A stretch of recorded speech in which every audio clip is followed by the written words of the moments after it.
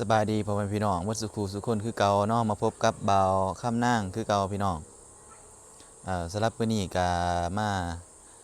อยู่วัดคือเก่าพี่น้องก็ถือว่ามื้อนี้ก็มาอยู่วัดอีกอย่างก็เป็นหลวงปู่เพิ่นสวรรคตเนาะเออสวรรคตก็มื้อนี้ก็มีโอกาสได้มาอ่าอยู่วัดคือเก่าแล้วก็มาซอยเวียกซอยงานแล้วก็อีกอย่างเฮาก็ได้พักมาวัดเฮาก็มาพักอยู่วัดนี้เนาะ ตะกี้เฮาก็พักเป็นปกติอยู่ตะกี้แต่ว่าเดี๋ยวนี้เฮาก็บ่ได้พักเป็นปกติเพราะว่าเฮาก็พักดนเทื่อนะก็เลยมื้อนี้ก็เลยได้มาพักได้มานอนวัดคือเก่าพี่น้องเนาะแต่ยิ่งจากว่าเฮาก็เป็นสังฆีแน่เนาะคือตอนนี้ก็เวลาประมาณ5 โมงแลงเพราะว่าเฮาก็สิมาซอยเวียกก็คือมาวัดแล้วก็มาซอยเวียกเล็กๆน้อยๆเนาะยิ่งตามเฮาเสียสละเวลาเฮามาเนาะ อีกจากปูเพิ่นกะสวรรคตเนาะปูอยู่ในวัดนี่แหละอีกอย่างเฮาก็วางเนี่ยช่วงนี้เนาะเดี๋ยวมาเบิ่งนํกันเนาะจะได้เฮาก็สิมาเบิ่งนํกันว่าเฮาสิเฮ็ดหยังแหน่แล้วเฮาสิซอยหยังแหน่แล้วเฮาก็อีกอย่างเฮาก็ถ่ายแหน่อีกอย่างเฮาก็บ่ได้ถ่ายเนาะมาเบิ่งนํกันเนาะ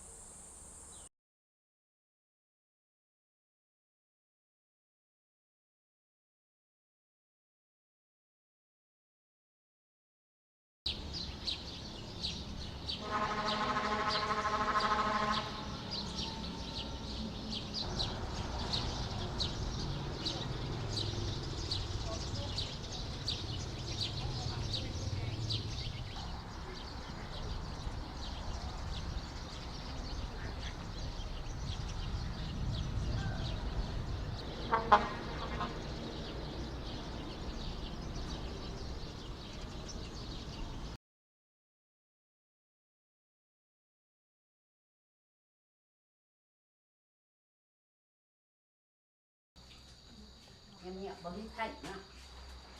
อะไรเลย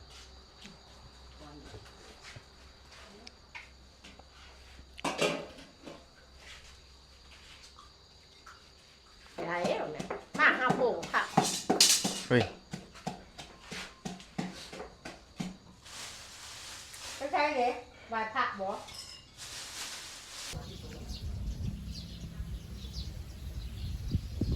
มันบริหารใจรู้ว่า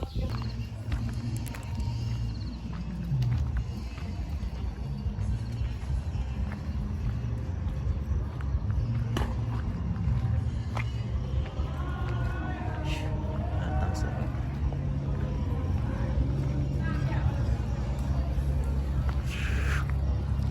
ี่วัดปูเนาะ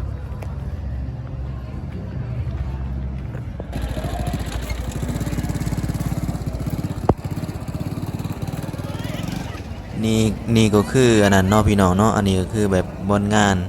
ที่ว่าปูเราเสียเนาะแล้วก็หลังจากนั้นเฮาก็ตื่นมาแล้วก็มื้อนี้ก็มีแต่เฮ็ดถาดเรานี่คือเฮ็ดถาดข้างๆแหละเป็นถาดของเราเนาะเฮ็ดบอนเก็บไว้อันนั้นเราบนกระดูกคนแหละเอาง่ายๆซะไว้กระดูกเราเนี่ยแต่ว่าเฮาบ่ทันอันนั้นเนาะบ่ทันได้ทรงสการมื้ออื่นมื้อเนาะให้ถ่ายเบิ่งใหม่ก็มีแต่เฮานี่ก็เกียม ก็เกี่ยมสถานที่แล้วก็ช่วยเหลือวัดและช่วยเหลือทีมงาน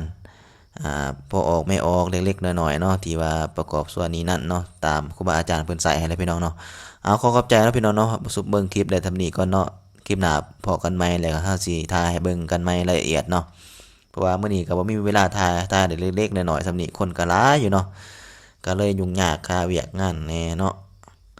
บ๊ายบายขอขอบใจ